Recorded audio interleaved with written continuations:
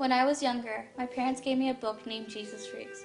It's this book consisting of all these stories of persecuted Christians from all over the world. I remember reading it and being stunned by what I read. I never imagined that one day I would witness such a story. For a Christian family living in a majority Muslim country, religious persecution is common. Pakistan's blasphemy laws allow for the death sentence or the life imprisonment of anyone who says or does anything against Islam, whether it is intentional or unintentional. Do we really know what it means to stand up for Christ? My uncle was 18 years old when he first faced religious discrimination. He tried to hold prayer meetings through the school by putting up flyers, just as the Muslim students did. His flyers were always torn down, and he was forbidden by the principal to hold Christian prayer meetings. The next day, he put up a flyer saying, "Until the very last drop of my blood, I will keep fighting for Christ and his people." My family was always worried about his life.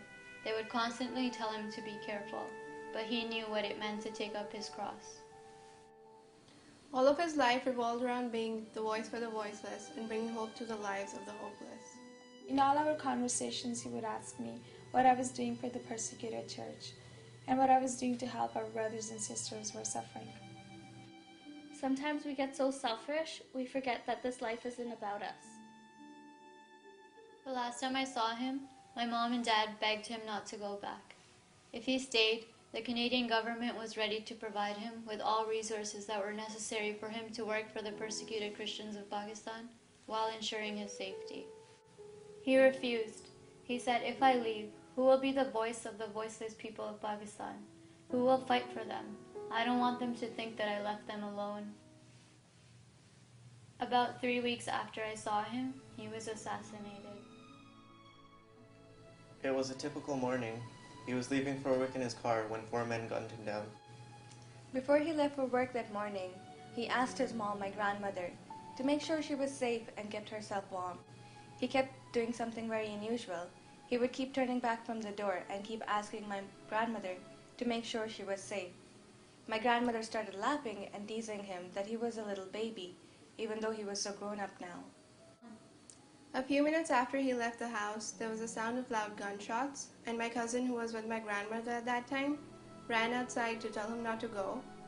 But as she got there, she found his car flooded with bullets. That day, I lost my brother. He was my youngest brother. It is hard to say that I lost him. He always knew that one day he would die a martyr. In fact, this is what he wanted. He didn't want to die of old age or sickness. He wanted to die for Christ. The night I heard about his assassination, Matthew 16:24 came to my mind. This verse talks about, if anybody wants to be the disciple of Christ, he must deny himself, take up his cross, and follow Christ. And whoever wants to save their life will lose it. And whoever wants to lose their life for Christ will find it. That night I understood what it means to take up your cross and follow Christ. I had seen a man who had just done that.